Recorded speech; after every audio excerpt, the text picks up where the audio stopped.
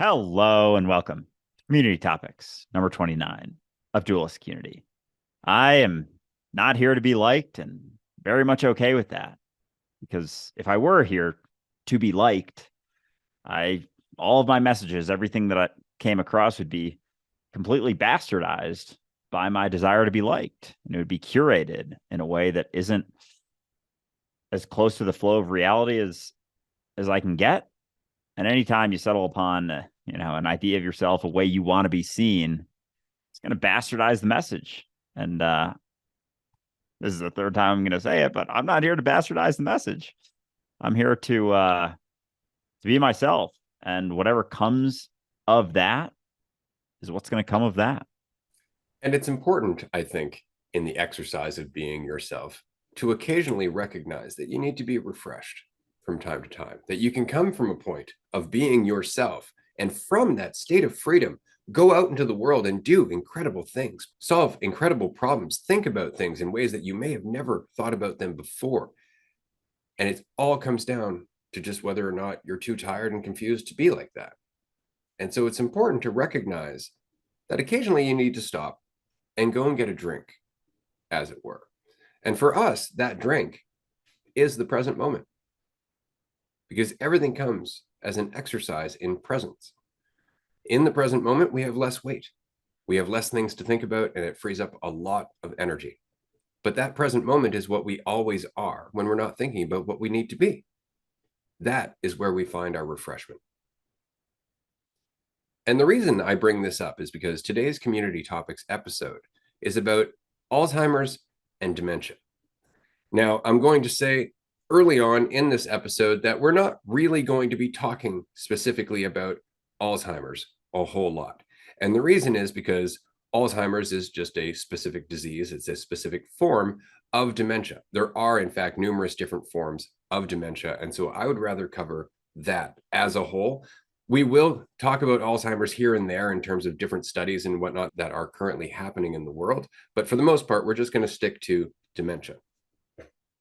Which brings me to why I started the episode that way. Dementia really does come down to not just the question of what is happening as we experience dementia, but what is it that we are losing? Often we think that dementia is the loss of intelligence, but that comes down to our perception of intelligence. I would say that the experience of dementia is very much like every other type of degradation, that the expression, if you don't use it, you will lose it, very much applies to this. And I understand there are physiological impacts on dementia and Alzheimer's as well. But specifically, we're going to talk about what we might be able to do to lessen the risk of dementia or to lessen the effects of dementia. And I think that really does come down to, again, what it is we're talking about. And what I mean here is that when we are experiencing dementia, the experience is a loss of clarity as to the timeline that you were a part of. There are a number of things that are lost in the experience of dementia, such as your perception of time and your perception of memory. When did things happen? Somebody in advanced dementia can look at a clock and not understand which way it's turning or why. And it's because they've lost all semblance of an understanding about the concept of linear time. So they are in the present, but without any problem-solving ability to figure out what that present means in context to everything else. And that is why it's often looked at as a loss of intelligence. But we've often talked about intelligence not necessarily being our ability to process information, but something that arises from our proximity to what is, to our ability to simply be what we are and act accordingly. I would say that dementia is the loss of being able to access that and use it to the same degree because we haven't been necessarily going back to refresh our supply. So, Andrew, you're a fan of exercise. If I just work out every single day and I never take a rest day, how is that going to work out for my body in the long term? Not just whether or not I'm going to continue to get healthier, but the stress accumulated over time. What kind of an impact is that going to have on my muscles? A negative one, because you need that rest in order for them to recover, rebuild, rejuvenate, and grow and progress, essentially. Exactly. So, what we're talking about with dementia is the degradation of our synapses. We're talking about the degradation of our brain or our nerve cells' ability to communicate, regenerate, and sustain themselves. We're talking about a part of our body that is now degenerating because it is no longer able to keep thriving. And I would say that that has something to do with how it's been used up until that point. And I'll make this point and I'm going to pass it over to you. We talk about intelligence and we talk about the damage that the ego can do to intelligence, that it can sap all the life out of it and actually make it more difficult for a very intelligent person to advance in their life or even grow so long as they are fixated on themselves. And to back this up, I will mention that those who are most likely to suffer from dementia are those with narcissism. I am liking where you started this one off because throughout today, for those who don't know or may not be familiar with the community topics, the vote happened yesterday. We found out the results this morning, and then we're on calls all day. So we have a very limited amount of time to research the topics and look into them. That being said, I looked into some of the basics of the symptoms and why it happens, how it happens, etc. But I really like how you kicked this one off because it really is almost a sickness of the ego being overused, being overworked. It's almost like there's like it's as if there's a battery that could last forever, but it gets so focused on itself and like maximizing the output of the battery because it thinks that's where its value is derived from, that it just burns itself out. And then it's still like the system it's within is still alive, but the battery's shot. And so then it's like the system's still there, but it's not really doing the same sorts of things because the battery was confused its entire life about what it was. And it wasn't about maximum output, doing all of the most perfect things all of the time and living up to made up expectations that really it only had set for itself through other people. Potentially it could pose the responsibility upon, but that's sort of how I was starting to see it. And the way I started to think of it as well is similar to our conversation with ADHD and things like that, and quote unquote disorders, how we see them as off the norm, like not in the bulk of the normal bell curve of society and how it acts. And that dementia is another thing that we don't see as normal because we see the function of a human normally as being very good at remembering things, keeping track of things, keeping track of time, knowing where it is at all times, being super aware of all of those things, which are great. I'm not saying they're not awesome things that we have the capacity and capability to do, but it's like we've abused those things. We've taken them so far that there's a certain point we get to that it's like that battery. It's been fucking overworked through its entire life, and then it just doesn't function in the same way anymore. When if it was able to be sort of like not put all of that pressure upon it throughout its life, it would function, beyond when the body dies, or like at least to an equal degree, so it wouldn't shut down beforehand. And because we place so much emphasis on the cerebral intelligence, me being intelligent and needing to utilize this, not necessarily for anything that great besides, outside of building up the idea of myself. Because in order to see myself in a positive light, I have to be seen as intelligent by society, and I have to overuse the capabilities that I had, maybe to tap into other degrees of, intelligence, or being able to actually utilize that for the function that it was meant to be utilized, that I'm now utilizing it in a way that's all focused on me. And so it's not even it's almost like it's not even the proper function. Like we're using it in the wrong way.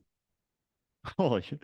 It's almost like we're so caught up in the illusion of ourself that we're not using that intelligence that we are in the proper way. So we're like, it's like we've it's almost like it's like a toy that requires AAA batteries and we're shoving AA batteries in there and then wondering why the toy is like fuming and like broken down by the end of its life because we've been using it improperly for so long. So of course there's going to be things like the inability to do even the most basic of functions that we could have by the end of our life. So we're just using the tool improperly and there's a lot of repercussions to doing so.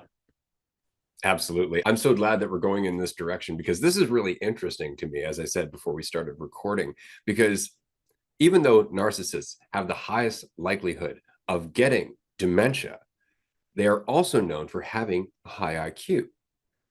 So you see, it's not necessarily about problem solving because narcissists do problem solving. Often they take on giant projects in their life. They're often quite intelligent. What they don't do is refresh the well.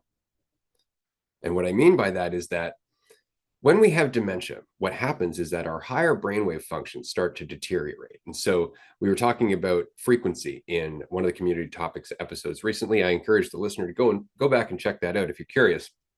But we go through these lower brainwave states and then these higher brainwave states. But in the lower brainwave states, we are relaxed. We are being present. We're in the moment. We're not trying to be anything. This is like an alpha state during meditation, for example, or a beta state during exercise, that kind of thing. And then from that state, from refreshing the well, we can increase our frequency up to gamma, where we are in an advanced problem solving state. Now, that's not the only way we can get to gamma. We have the ability to get to gamma. What I'm saying is that if you're always in gamma, if you're always in that problem solving state, you're never coming back to the present. So it gets easier and easier and easier to just think about your ego more. Because what bigger problem do you have? What source of problems do you have outside of your identity? So often, being in a state with high cognitive function doesn't necessarily equate to peace. It's kind of like just flooring the car until you burn out the motor. And so it's important that we slow back down, we lower our brainwave state, we come back to alpha or beta. And in alpha or beta, we are giving our brain the chance to basically like catch a drink or catch a breath of fresh air. It's basically like giving water to the root system of a tree. You're just allowing it to rest and have that moment to repair itself, to regenerate itself, to reorganize itself, even because it's in the lower brainwave state that our brain starts to reorganize itself on a deeper level. This is why it's important that we return to that state from time to time. So I would say that dementia is not necessarily related to intelligence, but to presence that informs that intelligence. And the reason I say that, and I can back this up, is because the things that have been found to be the most useful when it comes to slowing down dementia or mitigating the consequences of dementia would be meditation, which also increases your IQ, exercise, brain activities like brain gym, for example, or games like chess, psychedelics, which cause neurogenesis, and music or play.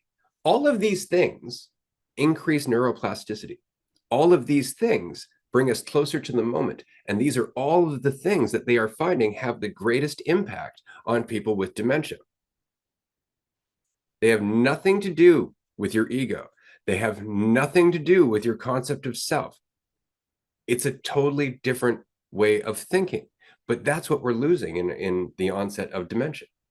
We're losing our grounding in the present moment. And because we don't have that grounding in the present moment, we start to become more and more confused, which is why people with dementia in their gamma state, it's not as consistent.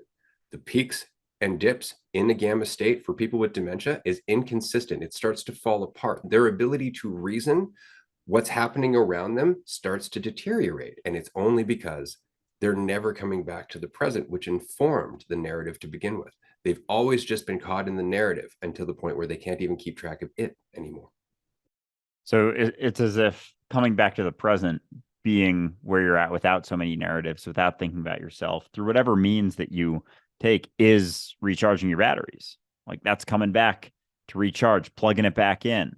But so many of us, if you're caught up in the idea of yourself, it's very difficult to come back to that without being involved with the idea of yourself, because the idea of yourself doesn't exist here now. It does and it doesn't, but it's very much constantly like ruminating on the past, or getting anxious or worried about the future when you're involved in your idea of yourself. And so that's always going to keep you out of being able to plug that battery back in. And so coming back to that, setting that as a priority is a way to recharge your battery. And so that, damn, I'm liking this conversation so far, but it makes me wonder, and we don't have to dig into this too much, but with, big pharma being anti-psychedelics, all that stuff, like there's always that part of me that's like wonders, which I don't think it's probably that far off, how much money they make off people with dementia, how much money the big pharma makes off of people who go through these things, through, doctor visits, drugs, all that sort of thing. So as much as we want to think that everyone has everyone's best interest in mind, there's a big side of people who rely on people being in certain psychological states, or states like dementia. People who rely on them to make money aren't necessarily going to promote that many things to keep them from it. And so, one of the things was psychedelics, obviously been banned for a very long time. Just absolutely whack as fuck the fact that they're banned. And I could go on about that for a while, but I won't right now. But also at the same time makes total sense, because it grows out of the earth, tougher to make money off of it, can cure things that people deal with for their entire life that big pharma makes a lot of money off of. And so it makes sense that there aren't these overarching narratives to, they've gotten better about promoting exercise and whatnot, but in terms of being present, taking a mushroom trip here and there, doing things like that, even being present isn't necessarily something that's ever pushed, ever, because it's like in our society there's this desire to be functional, like be contributive to the system, to society. And if you're being relaxed, taking some time for yourself, that doesn't keep the system pushing along. And so it's almost this mentality of overworking our batteries and never taking the time to recharge them is very much promoted. Like that's a big aspect of the system. They keep us distracted our whole life. They keep us pushing through, like, the whole societal blueprint. Go through school, get very few breaks there. Go through college, again, very few breaks. Start thinking more and more about yourself. You need to get that first job. Once you get the first job, it's like all the promotions, build a family, all these things that don't let you recharge your battery. And so then we wonder why by the end of our life, it's like, it's not really a whole lot of juice left, because you never took the time to recharge. People talk about taking a gap year out of school, like, you're going to ruin your fucking life from it. It's like, what the fuck? Like taking a break from work, you could probably work for 5 years, not spend above your means, save some money, and just take a whole year off to do whatever you want, and then go back to work at some point. That type of lifestyle, at least in the US, and I know throughout the whole world, is very much not promoted at all. Like it's not even close to that. Even the like physical recharges that we could point to aren't. But we have the capacity to do so every single day through not thinking about ourselves quite so much, because it's that idea of ourself that keeps us in that sort of constant, it's like fight or flight, constantly attentive to what isn't here now, because everything means something about us. And so we're always draining that battery. And then we get to our life, and the lack of battery is shown through things like dementia and Alzheimer's. It's really interesting because we say be present, But what we really mean is be yourself, because immediately your ego or your identity is going to go, oh, am I present? I'm more present than this person. And it becomes yet another thing that is draining that energy, yet another thing that is sapping your life from you moment by moment, just because it's happening on autopilot. And so when that happens, it helps to remember people who get dementia have signs of lower neuroplasticity before dementia hits them. See, it's building up over time. And then we get to this point because remember, lower neuroplasticity will eventually lead to your brain physically shrinking. There is actually something that is happening physiologically to you, kind of like you're just drying up or withering out. And then you wonder why you have less ability to act in a way that is fluid and alive and organic. It's because you haven't been refreshing the well, you haven't been watering the tree, however you would like to look at it. And so it really helps to remember that you can do something about this now that will have an impact in the future. Always, it's about what you're doing now. This isn't something that's guaranteed to hit you. And even if it does, there are things that you can actually do now that will change your experience of it. So if anybody has a chance, I encourage you to go out and check out an interview with a man named Don Hayen. Don is retired. He was in the medical profession. He has not yet been diagnosed fully with Alzheimer's or dementia, but he has been going to a doctor and he does have the initial signs. Now, what's interesting about Don is that he's very familiar with dementia and Alzheimer's. And he's a very intelligent man who has gone to school for a very long time. He's done a lot of different projects, all of which, from anybody who is aware of how difficult it is to do large projects, came from a mentality where Don would have had to go back and keep refreshing himself. Otherwise, he would have burnt out. Now, Don is actually quite old. I think he's in his 60s or his 70s in this interview. The point is that what he is saying is significant. He is saying that in your life, all the way up to the moment where you start to develop the first signs of dementia, you have opportunities to develop skills. You have opportunities to develop coping mechanisms. You have opportunities to develop new tools on how to keep yourself on task or how to make sure that you remember something for later on. You have all of these skills that you can develop over your lifetime that later on, when you start to develop dementia, can be used to hold off the effects of the dementia. You can actually use your intellect, you can actually use your mind to counter the effects of Alzheimer's and dementia to a point. And Don calls it a cognitive reserve, that there is literally intelligence you've built behind you that is able to offer you almost like a scaffolding as you're starting to lose track. So you're actually able to rely on old tools to help mitigate the consequence of dementia as it goes in the direction of getting worse. Now, the question is, how many tools could you develop? If you didn't spend your entire life being surrounded by a society that was completely lost in egotism, how many tools could you have developed that would continue to refresh that tree, that would continue to allow you to carry on without necessarily falling victim to the degeneration of your synapses or your nerve cells? Right. And so that's a question in itself. Another question that I have, and I think this is really important in terms of our collective. We talked a little bit about how our brainwaves change in dementia. It's just that the gamma range starts to fall apart. We're not spending a whole lot of time in alpha and beta. We get very tired. We often just end up going down to deep sleep or somewhere on the lower end. And so we're not really aware. So we know from recent experiments that a parent and a child, for example, who play a video game together, their brainwaves will actually start to sync up. Our brainwaves are collectively influencing one another all the time. We don't necessarily recognize that. Our collective determination to live in egotism is contributing to the rise of dementia because we're not actually giving an environment for people to refresh that tree. We're not actually making it possible or convenient for people to recognize that they don't always have to be holding the fear at bay.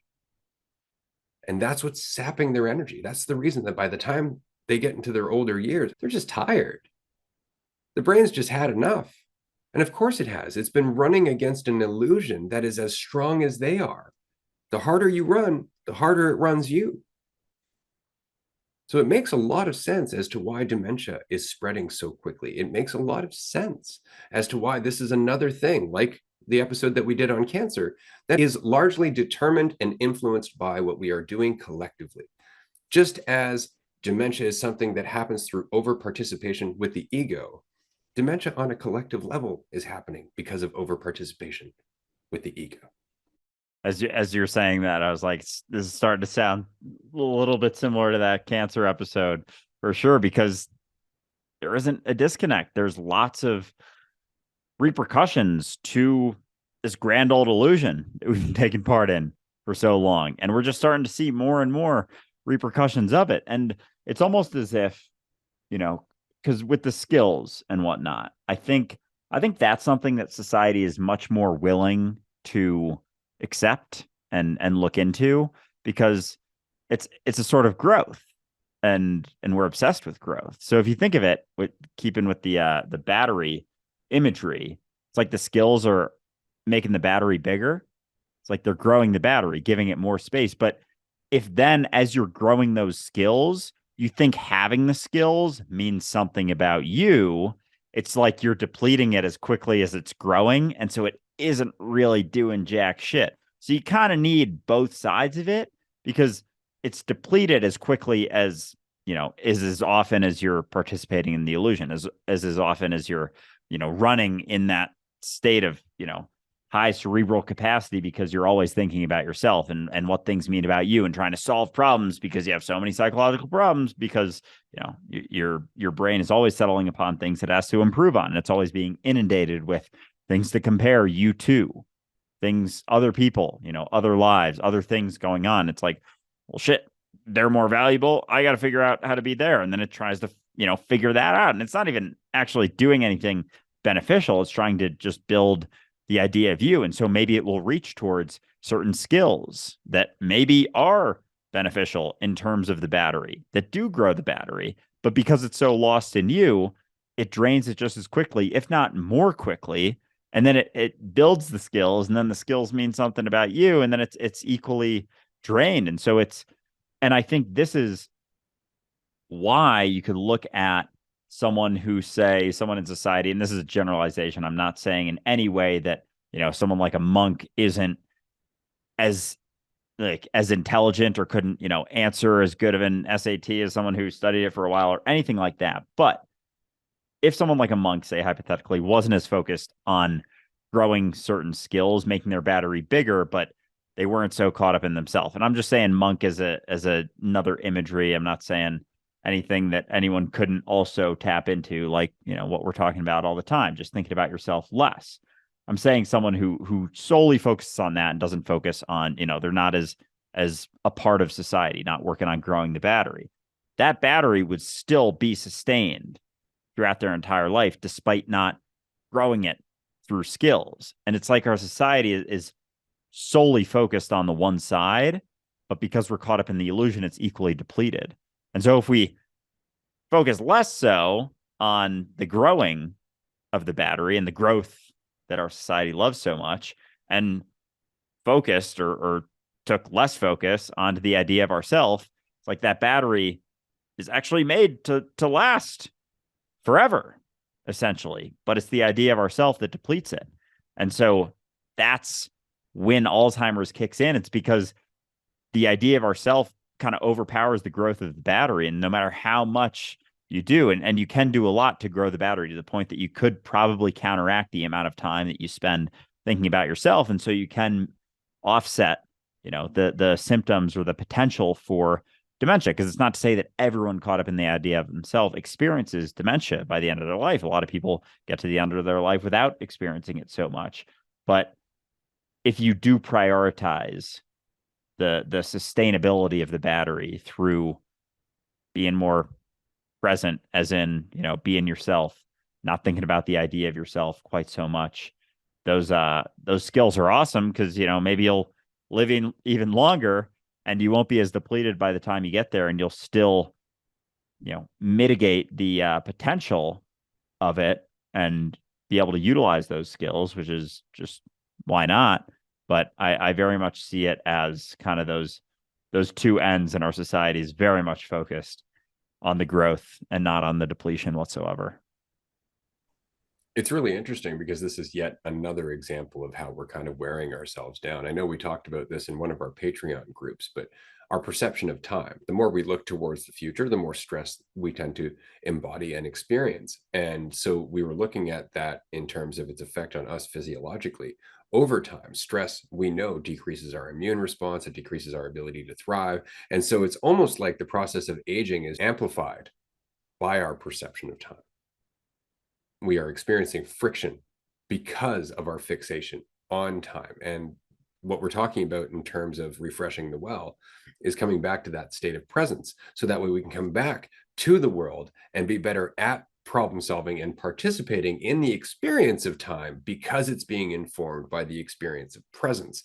And so if you're not doing that enough, then it's almost like your ability to balance and juggle the experience of time starts to fade away. And what you end up with is nothing but the present.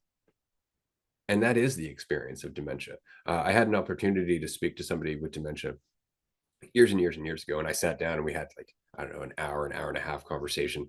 And in that time, they saw me as about 20 different people from 20 different parts of their life, different time periods. And they were there talking to me like I was that person. And we talk about the subjective experience. And I think to myself, wow, like as soon as I was witnessing this in front of me, I was impressed, despite the fact that everybody would look at this person as, oh, you poor thing, you don't know where you are. They don't know that. What they know is the experience that they're having. They are having the subjective experience of traveling through their entire narrative. That is something worth looking at because that is something that we all have the capacity to do in the present moment, but we spend so much time running from that moment that we never develop the ability. And yet people with dementia who have no choice but to be in the moment because they lost their ability to navigate time immediately have that ability. There's more to this than we think. There's more to this in terms of being present, being yourself, which is basically the same thing, and getting caught up in the idea of ourselves. It really does wear us down because the narrative takes energy to sustain. And you can look at that as the narrative about you, but I would also say the narrative of the universe as a whole takes energy to sustain in terms of the subjective experience. And so we need to refresh ourselves repeatedly. We need to come back to who we are repeatedly so we can go back into the illusion of who we're not and not get too confused and end up wearing ourselves out too early. I'm very glad you brought that part up because that was the sort of one insight that hit me before earlier today when I was like, what how the fuck are we going to talk about Alzheimer's and dementia? And then there's the part of me that does that, and then the part of me that's like, of course we're going to figure out a way to talk about it. And then I was like, wait a second, what if I looked at it from a different point of view? What if I looked at it from reality? And then I was like, thinking about the symptoms that I was just reading through. I was like, not having an ability to remember ideas, concepts as much, essentially, difficulty planning, taking longer to complete things. It's like, okay, who's saying those are bad things? It's a society that thinks there is one best way to do things, to live based on concepts, to plan things all the fucking time, and to do things super fucking quickly because it means more about you to be able to do so. It's like, wait a second. So there's really not, we have this whole narrative that this is a disorder, that there's something wrong with it, but it's just another way to experience reality, which is what you were just pointing to. And it's almost like a forced way. It's like you no longer have an option of toying in the illusion. It's like, no, you're here now. And that's it. And then all of a sudden all these doors open up. And to the point that you made, the example that you made, talking to someone with dementia and they saw you as 20 different people. Like that is a fascinating experience. Like, holy shit, that's wild. And it's not nearly as easily accessible when you're so caught up in narratives and what's real and what reality is. When all of that drops, all of a sudden reality starts to be seen in a little bit of a different way. But who's to say that that's the wrong way to experience it. And I was even thinking that, it's expressed as a sickness relative to what? Society is going through a collective illusion, a collective disease, the disease of identity. We're all fucking sick right now. And then we look at people who are more tapped into being here now as being sick. Of course, it's going to be perceived as sick relative to a disease that we're all experiencing through that disease. And so we have this narrative that anything that's a disorder, there's something wrong with it. It's like relative to what? Well, if it's relative to a sick society, you got to wonder how sick it actually is and maybe look at it not so much as something that's wrong or something that's an issue or something that we need to fix or something we need to feel bad about, but see it for what it is, as just a different way to experience reality, different than the illusion that we're all caught up in. I would even go so far as to say that we will continue to see cases of dementia rise so long as we all are suffering through our collective psychosis. It's just a result. And on that note, I think that's it for this episode on dementia and kind of Alzheimer's. We do appreciate the suggestions. Admittedly, this was another one where I thought to myself, are they trying to ruin us? But I'm really glad that it came up because we didn't offend anybody, hopefully. If we did, do understand that we really are just trying to explore this topic of conversation. If you are experienced with dementia, if you have dementia and you still have the ability to have this conversation with us, we'd love to talk to you about it. Of course, feel free to reach out to us on Discord or in Patreon, because we're always trying to learn more. But I will say, digging into this today was insightful and really educational for me. I really appreciate the suggestion. Do suggest more topics before the end of season 4, because we will be cutting down community topics episodes down to once a month as of season 5. So now's your chance. Get your vote in on Patreon as well. Thanks for tuning in. Appreciated this conversation. Glad we were able to take it in all the different directions that we did. I had a lot of fun with this one. I always enjoy wondering, where the fuck these are gonna go. But as always, it went. So appreciate you tuning in, and we'll talk to you soon. Bye, everyone.